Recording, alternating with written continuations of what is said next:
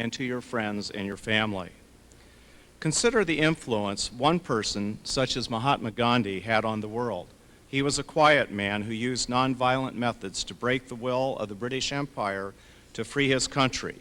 He said, "True morality consists not in following the beaten track, but in finding out the true paths for ourselves and in fearlessly following it." Think of the impact a leader like Dr. Martin Luther King Jr. had on the thinking and values of the United States, or of the bravery and wisdom of Helen Keller, who was a writer, lecturer, and inspiration to us all when she said, "No pessimist ever discovered the secret of the stars, or sailed to an uncharted land, or opened a new heaven to the human spirit." You will find that while making a decent living is important, living decently is what will make your life truly worthwhile. The writer George Eliot said, "Our deeds determine us as much as we determine our deeds." So, graduates, choose your deeds carefully and let them help you grow into the person you want to be. On behalf of us all, congratulations, class of 2001, and good luck.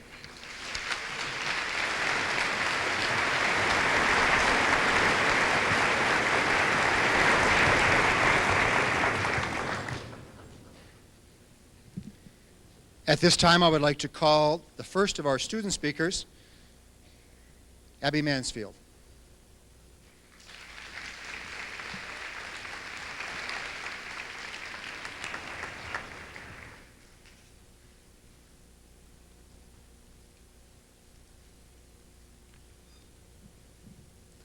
A college professor on the first day of class reached into a large box and produced a glass jar.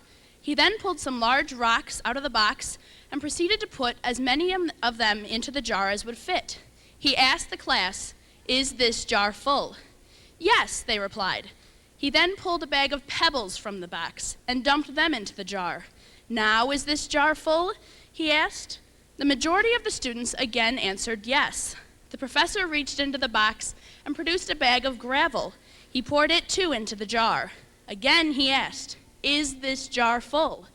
The students, beginning to catch on, replied, "No."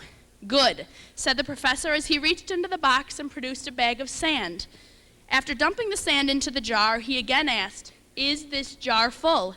The students, having finally caught on, shouted, "No." The professor then reached into his box and produced a glass of water. He poured the water into the jar.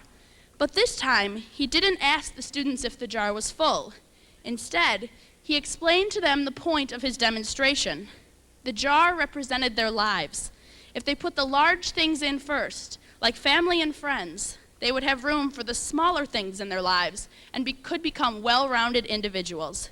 But if they first filled their jars with the little things, they wouldn't have room for the important things that make us all who we are. As I heard this story, I thought of this occasion, our graduation from high school, and the official beginning of our adult lives. I realized that as we leave Seaholm today, we are faced with two options. We can remain the same people we have been, with the same friends, same fears, same priorities, and same perceptions of the world. But we have another opportunity. As we leave Seaholm for the last time today, we can start over. We have all been handed an empty jar. We can choose to fill it with whatever we wish. I share the opinion of the professor in the parable. By putting the big things in the jar first and then filling the cracks with the small, we can face the world with a well-rounded personality. The rocks in our lives are our family, our friends, our convictions, our self-worth, and the recognition of who we are becoming and the impact that we have on the world around us. The smaller things, the material, everyday items that so many in life place first, matter the least in the long run. Looking back on our lives, we will not be remembered for our job, our car, our house, but instead our relationships. Our testimony is not written in the small things, but in whom we affect and how we affect them. The foundations of the big things in our lives will balance the smaller things. By first establishing the considerably large things, the decisions we make regarding the smaller, less important choices in our lives will become increasingly easier. It is important to remember that though high school is over, we are all still learning and don't have all the answers. It is necessary to hope for good family and good friends who will lead us in the right direction. By prioritizing our lives, we can form the good relationships necessary to thrive in the real world. Today is the beginning of our adult lives. Later in life, our ACT scores, who our friends were in high school, or whether or not we made the basketball team will not measure our worth. What is important are the relationships we form in our lives. In the words of Sydney Smith, life is to be fortified by many friendships. To love and to be loved is the greatest happiness of existence. Beyond leaving Seaholm, it's who mattered to us and what we did with that counts. As I leave today, I will not remember the trivial events that I faced here, but you, like this. Looking around, I see successful, promising, hopeful faces. We have all been handed an empty jar. What are you going to fill yours with?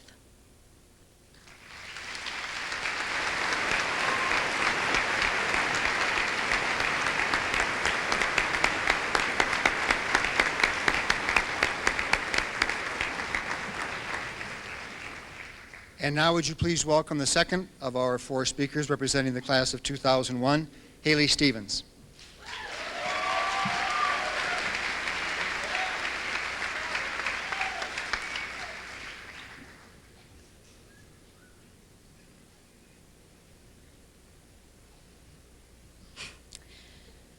There was a young man in search of finding out the secret to being happy and a success. He searched all over the world until he found the wisest sage. He climbed his mountain and asked him just one single question. How can I be a success at life and be happy? The wise man responded, good judgment. Puzzled, the young man asked again, well, where do I get this good judgment, O wise man? The wise man responded again, experience. Impatiently, the young man asked again, well, where do I get this experience to get the good judgment, O wise man? The wise man responded just 2 words more, bad judgment. We are gathered here today to recognize the experience we have had up into our lives this far. Today marks the milestone. But the milestone was made by being nervous on the first day of freshman year, going to the football games, dancing at the homecomings, figuring out how to balance a schedule, learning how to drive, taking the responsibility of driving, taking the harder classes, slacking off a bit but suffering the consequences, learning how to make decisions, finding out who you love and what you love. High school is celebrated for its experience. It is the place where we have probably issued the most consecutive uses of bad judgment that we ever will in such a small amount of time. But look at the outcome. Look at where this experience has and will lead us. Remember the time you threw a party and too many people came? Or when you didn't study as hard as you should have? Or not at all? We look at high school not just as the place that has taught us, but as the place that has held us. It has been our sheltering nest. It has allowed us to make some bad decisions, to experiment with life. And now the gates are opening, and we are standing at the head, tenaciously holding to our experience, ready with a little more for the happiness awaiting in life. The wise one will say that we go to school much too long, that it has become a socializing factor, that in the sense of growth we should only attend for 2 years, that we are held past our time. The things taught in school are not an education, but the means of an education. Ralph Waldo Emerson. Each day is full of decisions, and that is how we have gone through school. On learning, the fruit of liberal education is not just learning, but the capacity and desire to learn. Here at Seaholm, our greatest teacher's favorite concept. Learn your mathematics because of want, not because of need. Engage in the theories of physics because you find your passion in it. Recite John Donne because he moves you, not because you sound learned. This is what Seaholm High has helped us to build for the future. We have been given a nibble to separate us from a quiet desperation and lead us to a passion. For some, the classroom is not their pageant, but they will find their movement elsewhere. For the future, the experience is our building blocks. Whoso would be a great man would be a nonconformist. Emerson again. There's plenty of room at the top, but there is no room to sit down. It has been stressed not to become another mindless spirit, and we have been assisted in exercising a desire from us. Moreover, though, we celebrate high school because it is a cultural experience, in the sense that we have all been given the same decisions to make. Of course, they have not all been made the same, but we face the same situations, learn the same concepts, physically go through the same things. It is all a part of the experience. No other time will we ever be this close or unified with a group of people. We have all known each other so long. We have all watched each other grow up, and we have all gone through this together. These were the best years of our lives because they were the dog days, where our only responsibility since life began was to go to school. The class of 2001 graduates with the experience. We have bonded and enjoyed ourselves at our attempts at learning and connecting.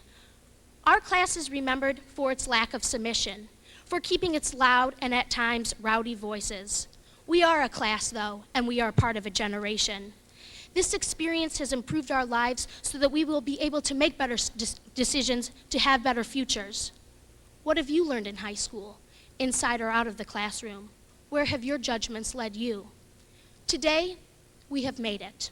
We have lived through the ups and downs of growing up. Remember freshman year? So young and inexperienced. Presently, we feel the rest of life just around the corner. And now we take our power from the knowledge of our mistakes, bad judgments, and successes, ready to live each day, holding to each moment, not becoming a number, but a graduate with an experience and a step closer to finding happiness and success. I thank you.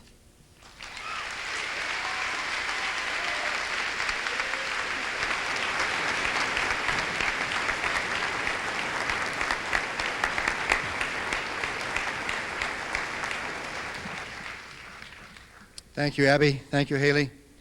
At this time, I'd like to call to the piano Mr. David Thompson.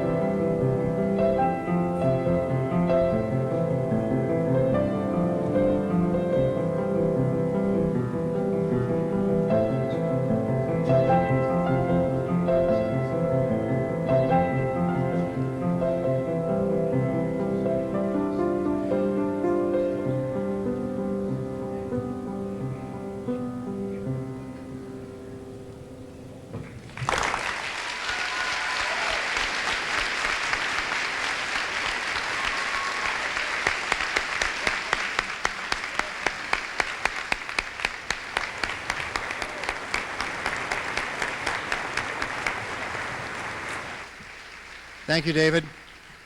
Next, I'd like to call to the piano Mr. Benjamin Jolasaint.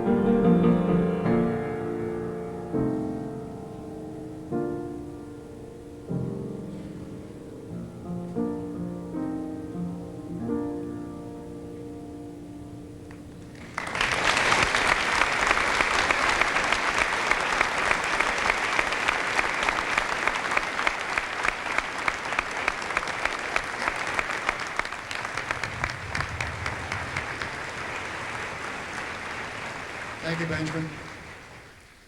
What makes both of those pieces especially incredible is the fact that they were both original compositions. Congratulations, young men.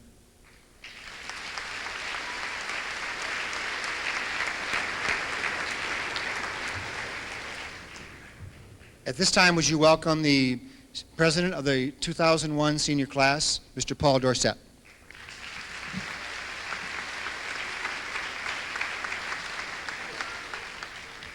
Thank you. A few weeks ago, I was sitting on my couch enjoying one of my favorite senior activities, watching TV instead of doing my homework. As I was flipping through the channels, I came across one of my favorite movies, The Graduate. I thought to myself, hey, Dustin Hoffman and I are in the same situation. We're both graduates, so this would be a very appropriate film right now. I started watching the movie, which I hadn't seen in years, and suddenly I began to understand it on a completely new level. I gazed at the opening scenes of Dustin Hoffman set against the backdrop of Simon and Garfunkel music on an inner tube, floating in a pool. For once in my life, I was able to discern some movie symbolism as I watched the new graduate, fresh out of school, no direction, no certainty, aimlessly floating. At that moment, I immediately connected to the character and realized that at this point in my life, I too am floating. For the past 12 years, I've had the same routines and structures, but now I'm on the threshold of change and basically a whole new life. My initial reaction to this change was fear. Throughout high school, I've always had the opportunity to define myself. There have been activities which have shaped who I am and how people perceive me. Next year, I will attend a school with over 40,000 students. It will be an uphill battle for me to make a name for myself as I have here in high school. I'm definitely not good enough to run on their varsity track team. And I'm sure that there are at least 500 other students who are their own high school senior class presidents. Even the small comforts of seeing friends on a daily basis or having acquaintances in the same classes will be gone from my life. In essence, when I enroll at MSU, I will become a number. Probably my largest fear of college is that I will simply get lost in the shuffle of a big university, the real world. I began to curse The Graduate in my decision to watch this movie since I was now having a panic attack. This movie had opened up a Pandora's box of questions that I would not be able to answer anytime soon. I tried to think of something else to comfort me in this state of distress, and my pop culture mind, by some twist of fate, was reminded of another movie, Pleasantville. At the end of Pleasantville, Joan Allen and William H. Macy are sitting at a bus stop after their entire world has been turned upside down. Their world has gone from black and white to color, from normal routine and certainty to insecurity. William H. Macy asks his wife, "What's going to happen next?" And in a response of simple poetic beauty, she replies, "I don't know." She begins to laugh and repeats, "I just don't know." For the first time in their lives, much like in mine, they have absolutely no idea what will come next. They sit there and embrace this uncertainty because it is so beautiful. All the questions that had been plaguing my mind began to disappear. Will I get lost in the shuffle? Will I make a name for myself? I can only smile and say, I just don't know. This threshold that I now stand on no longer scares me. There is a strange comfort in the fact that I have absolutely no idea what is going to happen to me in the next 4 years, the next 10 years, or even the next 20 years. The possibilities of what lies in the future makes my head spin. My sister recently told me that one of the greatest aspects of college was the uncertainty of tomorrow. There are so many risks and chances that I can take in everything that I do. In college, as in my entire future, I can either make the most of the situation or I can watch life pass me by. Whether or not I succeed, the chance I took was well worth the effort. I experienced this trial and I have now learned from my mistakes. Like The Graduate, we are all floating and beginning to drift into our future. We are all about to enter a world in which we are responsible for creating our own structure, and now our lives begin. As I reflect upon that fated afternoon when I had my college catharsis, I am still wondering what will happen to me in 4 months when I become a full-time college student. But now, I have a different reaction. I am not worried. And now I urge you all to set your hearts at ease and embrace the openness before us, because we don't know. We just don't know.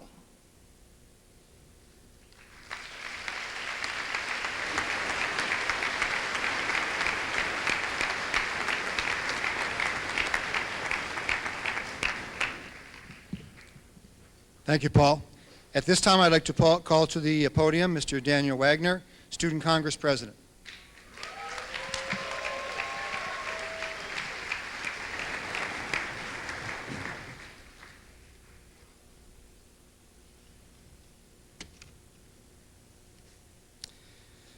A few million years ago, a creature emerged from the depths of the ocean.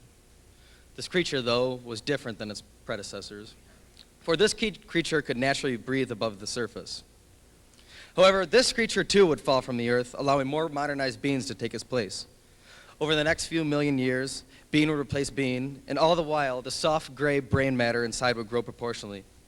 Then one day, the creature stood up, and humanity was born. And we got up, and we looked at our surroundings, and we looked at our counterparts.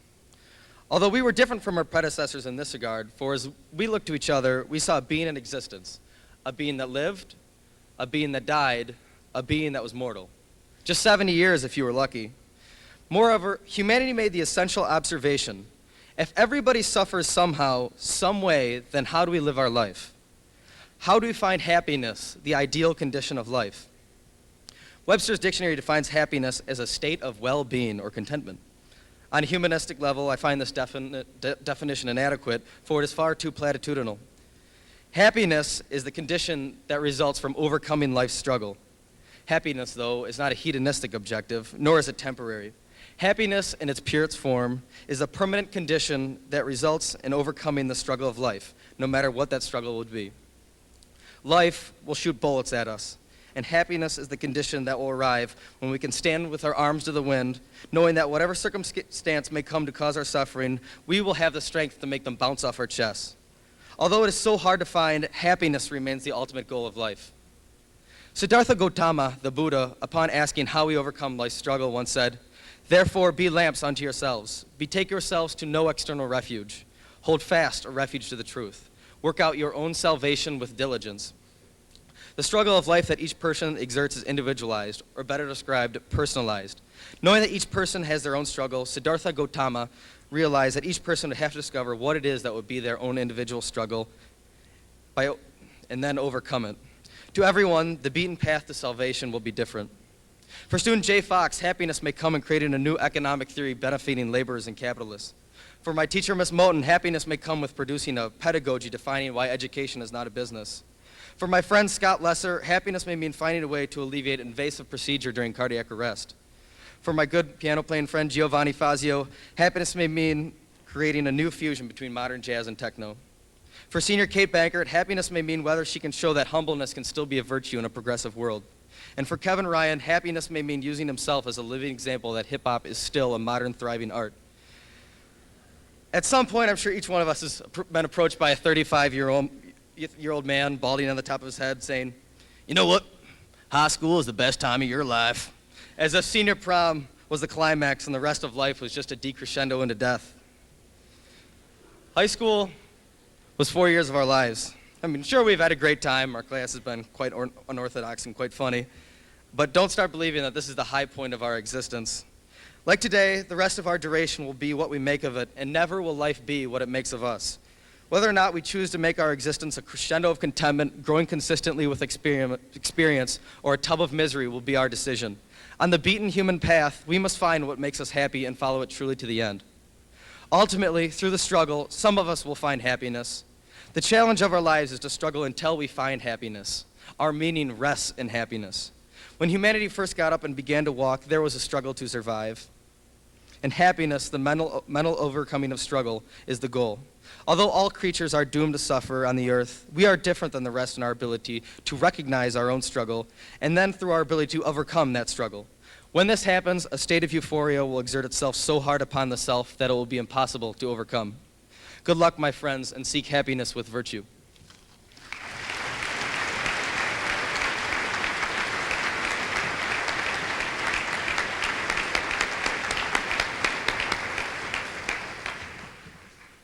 And now I would like to call Martha Moyer to the podium to present the Mark Joslin Award winners.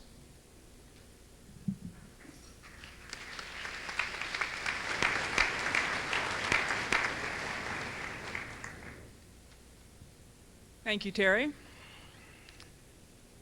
It's with great pleasure that my last official duty as PTSA president this year is to honor two deserving seniors with Seaholm's highest accolade, the Mark Joslin Award. 50 years ago, a promising young man attended Seaholm High School. He was active in many aspects of student life and possessed natural leadership abilities. He was committed to student government, athletics, and was a caring friend with a positive attitude toward life and its challenges. Mark Joslin's sterling character set him apart. Unfortunately, his promising life was shortened by disease in his freshman year at Williams College. But Mark's memory has been enshrined by his friends in a memorial in our front lobby. The late Marshall Frederick's sculpture is of a young man kneeling humbly, asking God for guidance, and is inscribed, "One of the few, the immortal names that were not born to die." We commemorate Mark Joslin's life and continuing influence by annually awarding scholarships to two outstanding seniors and recognize their academic commitment, leadership, personal integrity, and service to our school and community. Each of our honorees is an active learner and student leader. I have the pleasure of knowing these young adults and look forward to their future successes and contributions to society. Of our first honoree, it was written, "She is an outstanding young lady that gives her all in everything she does." And a quick glance at her accomplishments over the past 4 years reveals that she has done a great deal. In addition to her interest in theater, on stage, or as a student director, she has been an integral part in the marching and symphony bands.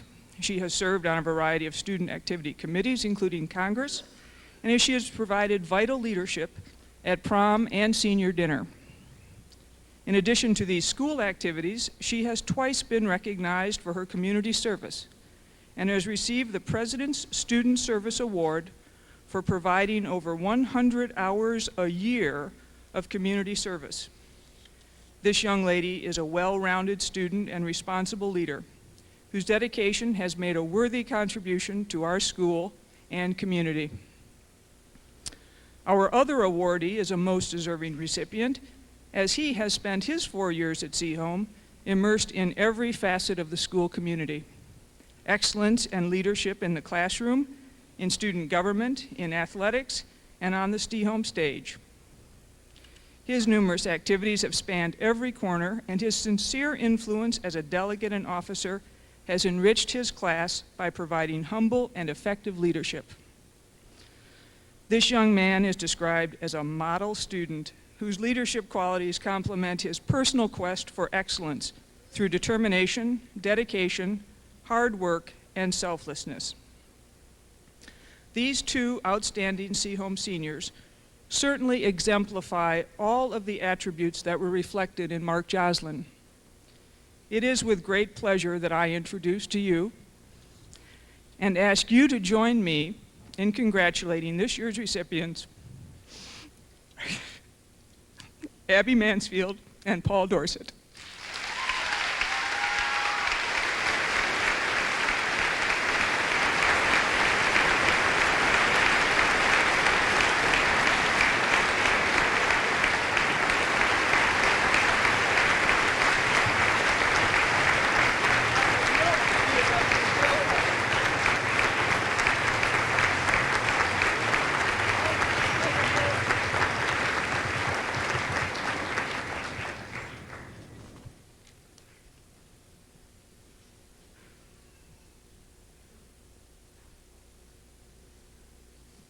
And now I would like to introduce the advisor to the class of 2001, Mrs. Sandra Gresh.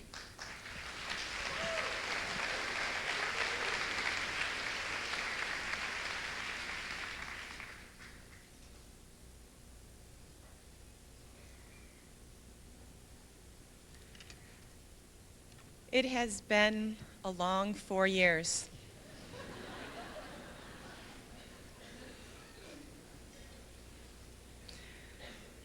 I remember coming to their freshman orientation to meet all of them, to see what I was getting myself into. And these seniors have worked for 4 years, and their gift to the school is something to be very proud of. What their gift is they have decided to start a scholarship fund.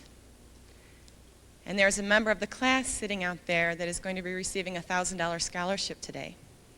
The remaining funds left in the senior class account will be for a continuing scholarship, as continuing classes may want to contribute to that for graduating seniors at Seaholm. So I'm very proud that they have decided to do something that will not only benefit their class, but also future classes at Seaholm. The scholarship fund is to be awarded to a senior who best displays academics, extracurriculars, and outstanding leadership. They must have attended Seaholm High School for at least 1 year and be a graduating senior. They must have a minimum of a 3-point grade point average, have active membership in the school and surrounding community, have admission into a 2- or 4-year public or private university. And there is also, part of it is for financial need. All the applicants were well-deserving, but one young lady stood out among the rest. And I'm going to read to you a few lines from her essay that she wrote. She starts out by saying, "The ability to lead and to lead successfully are qualities one learns throughout life's many challenges. Her own experiences with leadership have been more subtle than obvious and have taught her valuable lessons about the required characteristics of a leader." She ends by saying, "Being a leader doesn't always mean one will have a title of leadership. There are many ways to be a leader that do not necessarily involve the title. But her diligence and hard work have demonstrated the true qualities of leadership through her character." It is my pleasure, on behalf of the class of 2001, to present this scholarship to Carolina Ruiz.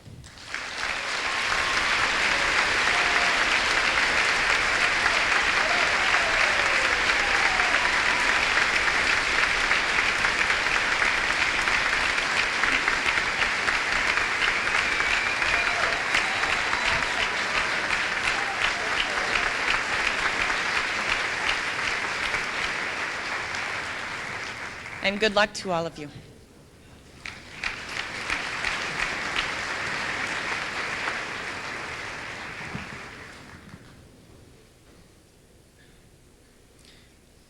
This year, a new award has been developed by our athletic director, Aaron Frank, and the Seaholm Athletic Booster Organizations.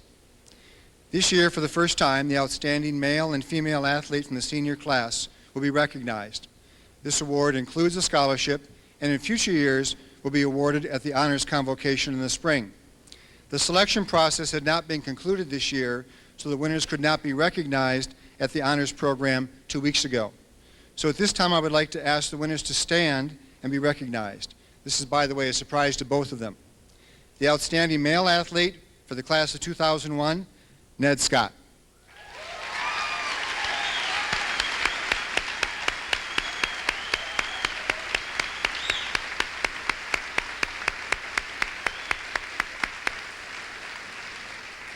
The outstanding female athlete for the class of 2001, Liz Green.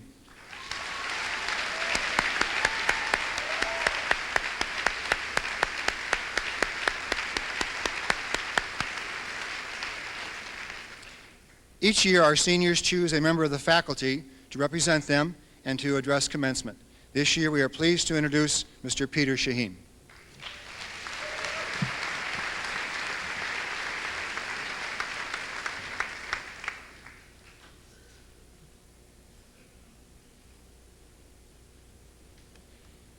Good afternoon.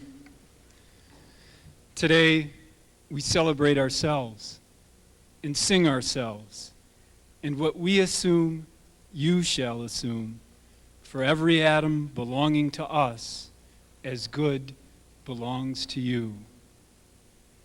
By paraphrasing Walt Whitman's Song of Myself, we invoke his spirit of enthusiasm and optimism as we begin a summer of celebration for the class of 2001, Seaholm's first class of the new millennium, a class replete with potential, a class brimming with possibility, beginning a new odyssey, a class continuing to live the dream that Whitman so passionately conceived. Today, we acknowledge the Oversoul connecting us all to one another throughout the Seaholm community. We all share in each other's shortfalls and accomplishments. And today, we pause to look back at the hope that we can construct a future befitting the one our ancestors bequeathed to us. Travel with me now in the Wayback Machine.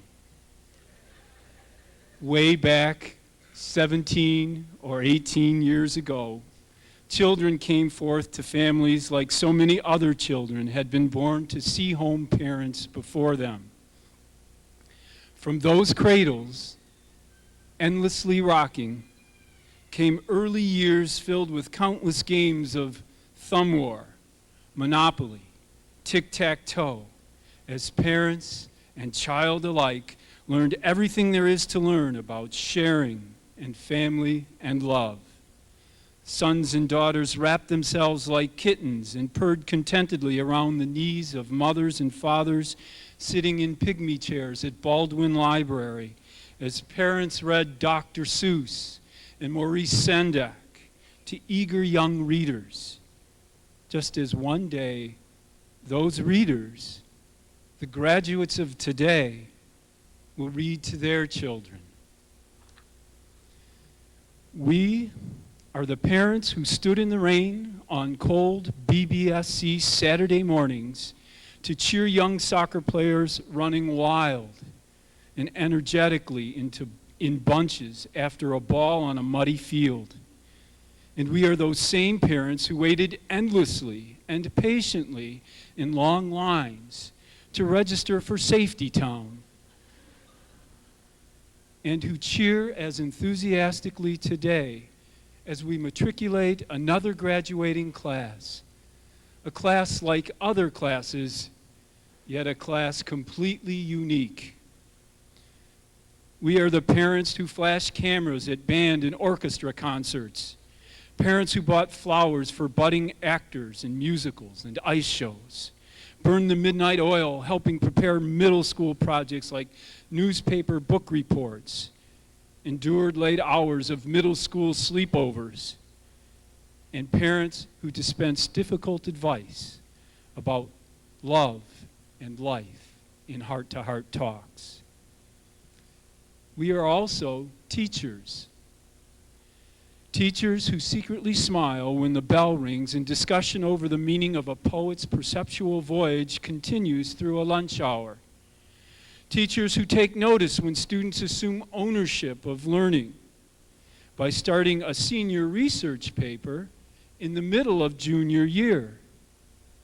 We are teachers who rejoice to see students struggle to make distinctions between essentialism and existentialism, between faith in God and duty to state, in all matters, heady and soulful. Seaholm is Whitman's America. At times, we contradict ourselves in word and action. At times, we may fall short of the glory of his vision, but we are large. We contain the multitudes. We are lovers of life despite life's quirks and eccentricities. We choose not only to simply persist, but to thrive. And so, as we begin our celebrations, I leave today with a quick story and an enduring, time-tested challenge. It seems that Ralph Waldo Emerson, the great American philosopher and lecturer, was on a tour speaking to an audience of eager minds. He spoke to his audience of a great American voice that was yet to be, a voice that would come out of an American experience and speak to the promise, the potential, and the possibilities of the budding democracy. That voice would break with tradition and create a unique American style. His words served as a challenge to a young man who sat in the back of the room listening attentively. That young man, Walt Whitman, accepted the challenge, and the unique American voice he created is articulated in Whitman's book of poems, Leaves of Grass. Whitman's experience was full of symbols and juxtaposed imagery of sweetness and bitterness. Repetitive catalogs of everyday life, scented with assonance and alliteration. He sings the praises of America, and we join that song with proud Seaholm voices, raised to honor community and country, raised to honor family present here today in body and spirit, raised to honor those loved ones who have gone before us. Today, our challenge to the graduating class of 2001 is inherent in the challenge that Emerson offered to an eager Whitman. It is both simple and complicated.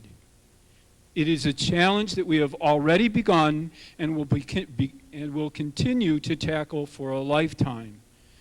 The challenge is to find and use our voice to build on Whitman's vision. Our challenge is to follow our bliss. Whatever we sincerely believe, ardently desire, and enthusiastically act upon must inevitably come to pass. Congratulations to all of us.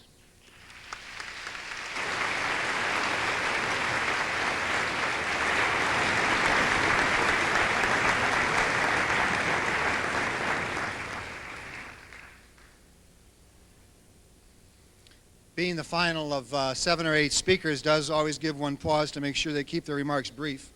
But I would be remiss if I didn't take the opportunity to add my words of advice and encouragement. And I look forward to this moment each year. It is my distinct privilege each year to present the graduates to Dr. Hoffler for the awarding of diplomas. And at any graduation ceremony, it is natural to look to the future and simultaneously reflect on the past.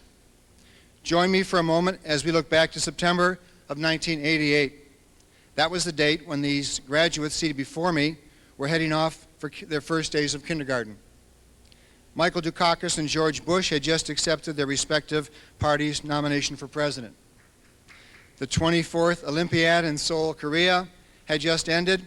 Ben Johnson had been stripped of his gold medal for steroid use, while Flojo of the U.S. sprinted her way to 3 gold medals. The Ayatollah Khomeini accepted the UN ceasefire, ending an 8-year war between Iran and Iraq. The hit movies were Big, Bull Durham, and Working Girl. The Space Shuttle Discovery blasted into orbit, heralding a long-awaited comeback for the American space program 32 months after the Challenger had exploded. The Chicago Cubs played their first game under the lights at Wrigley Field. And the Cold War ended as Soviet communists revised their political system and created a presidency. Newly chosen President Gorbachev spoke out for individual rights, calling freedom of choice mandatory. It hardly seems possible that almost 13 years have passed since those events took place. Those 13 years have been a journey that has brought our graduates to this important day in their lives. I would like to take a moment and recognize the teachers seated in front of me. The teachers here today, and those not in attendance also, have made a significant contribution to the lives of our graduates. They have devoted their lives to teaching the lessons of English and math and history and science, and just as important, they have worked very, very hard to teach life's lessons to our graduates. the lessons of responsibility, commitment, discipline, initiative, and humility. Graduates, they are worthy of your respect and admiration. I hope that you will take time to thank them. Please join me in applauding these wonderful teachers.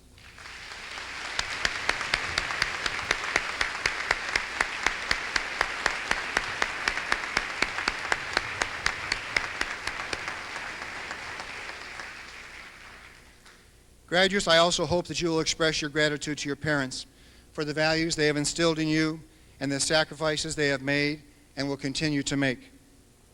They have provided you with a foundation that will serve you well. I implore you to make it a priority to show them how much you love and appreciate them. I have 2 bits of advice for you as you leave us. The first is about taking risks and dreaming the impossible. I encourage you to choose dreams that stretch you to your limits, and I really hope that you are willing to pay the price to make those dreams come true. Someone once said, work like you don't need the money, love like you've never been hurt, dance like nobody's watching, sing like nobody's listening, and live like it's heaven on earth. In Lewis Carroll's Alice in Wonderland, Alice was talking to the Queen when she said, there is no use trying, one cannot believe impossible things. I dare say you haven't had much practice, said the Queen. When I was your age, I always did it for half an hour a day. Why, sometimes I've believed as many as 6 impossible things before breakfast. The second piece of wisdom that I want to leave with you is about choices. The choices that you make, both large and small, will continue to tell those around you, friends and family, teachers and co-workers, what is important to you. You see, you will define yourselves by the choices you make. So I encourage you to be fair, to be considerate, to treat every single day as a gift, to cultivate your sense of humanity. I hope so much that you will find a way to invest your humanity in others. Because all of you want to do well, but if you do not find a way to do good also, then doing well will never be enough. You see, you truly will define yourself by the choices you make.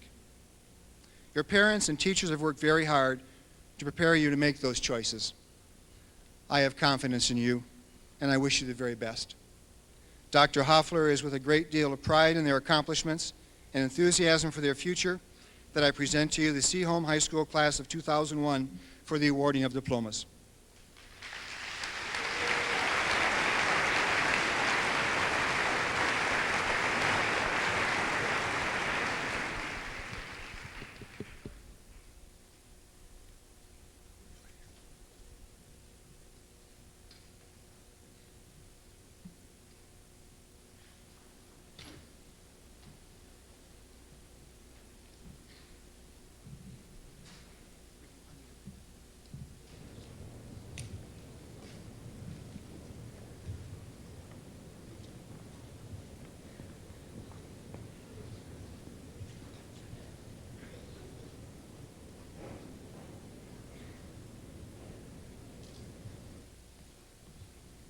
Paul Denius Dorset.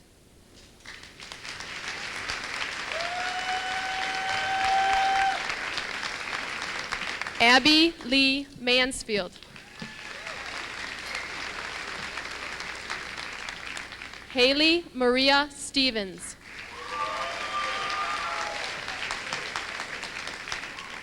Daniel Ryan Wagner.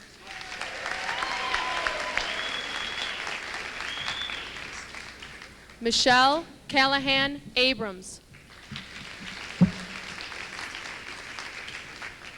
Aaron Jeffrey Adler. Emily Paige Adler. Theodore Alfonsetti.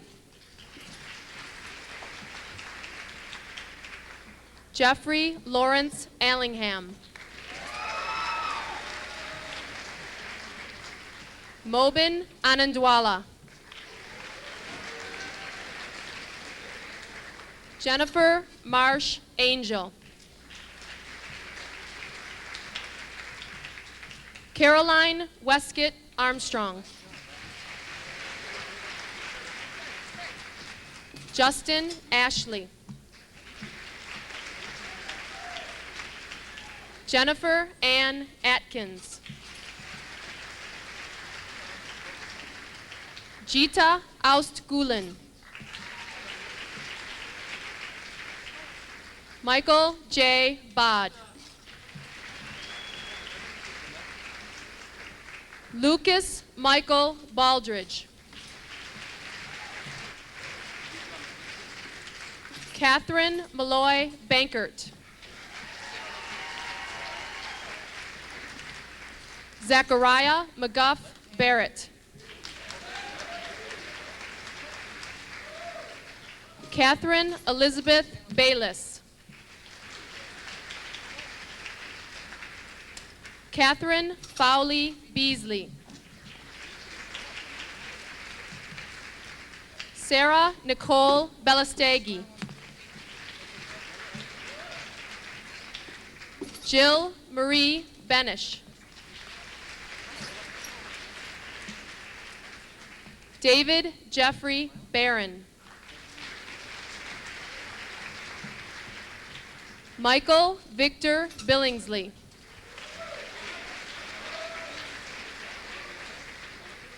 Meredith Christine Bonahum.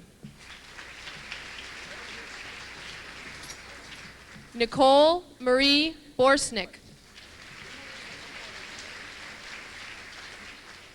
Christine Ann Beaucamp.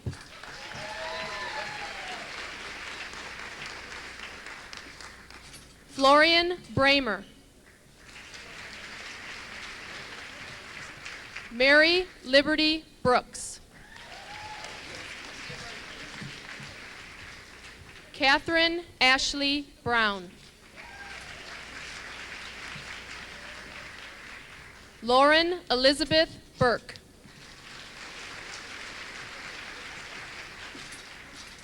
Lauren Paige Burkett.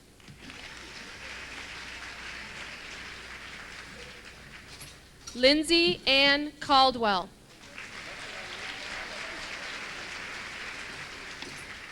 Sarah Elizabeth Caldwell.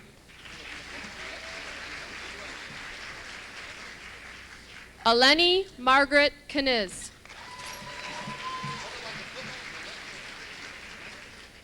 Rachel Lauren Chin.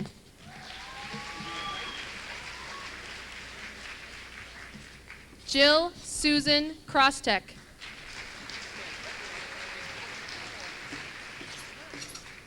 Catherine Jane Cohn.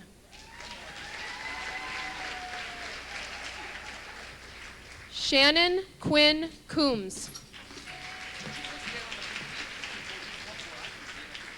Anthony Lee Cooper.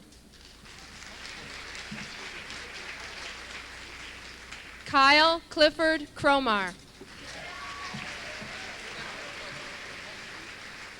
Matthew Anthony Kruger. Amy Reese Cunningham. Sean Daghai. Anthony Daniel D'Agostino. Jason Andrew DeCourcy. Jonathan Gifford Dean.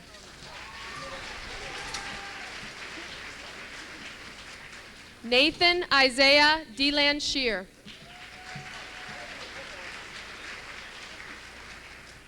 Paul Joseph Derazinski.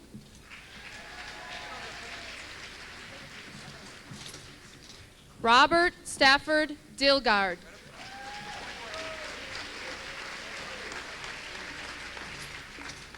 Kathleen Dixon.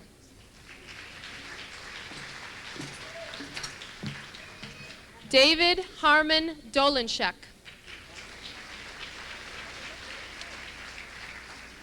Eric Robert Lee Doolittle. Jadira Doresi. Nushi Doresi.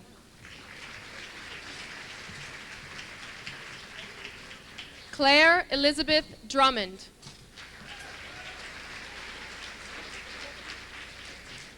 Morgan Drutchess.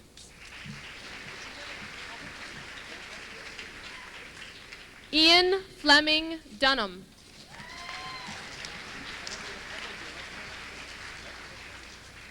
Aaron Raymond Duval.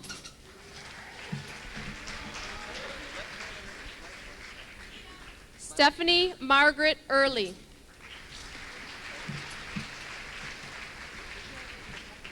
Lauren Egland.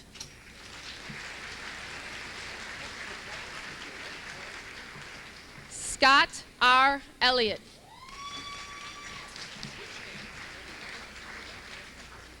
Amy Elizabeth Erskine.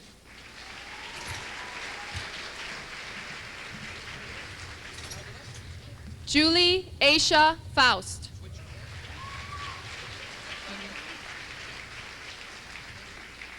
Giovanni B. Fazio.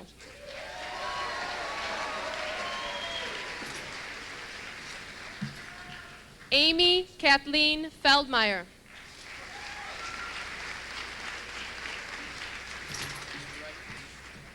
David Douglas Feldmeyer.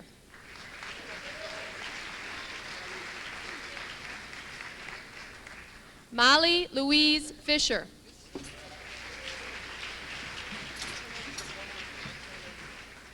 Jason William Fox.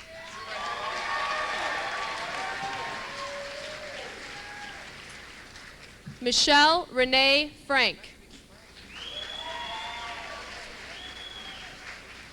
Katie Elizabeth Friend.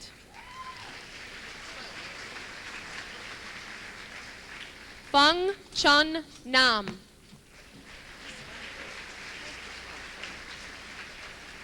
Jennifer Elizabeth Gatt.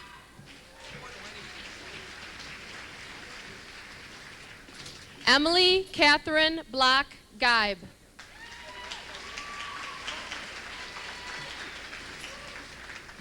Angela Maria Genovesi.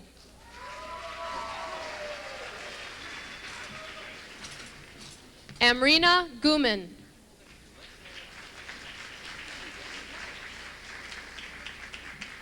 Emma Lynn Gibbs.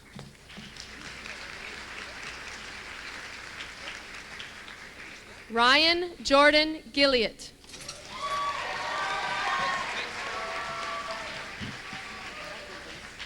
Russell Ron Gonzalez.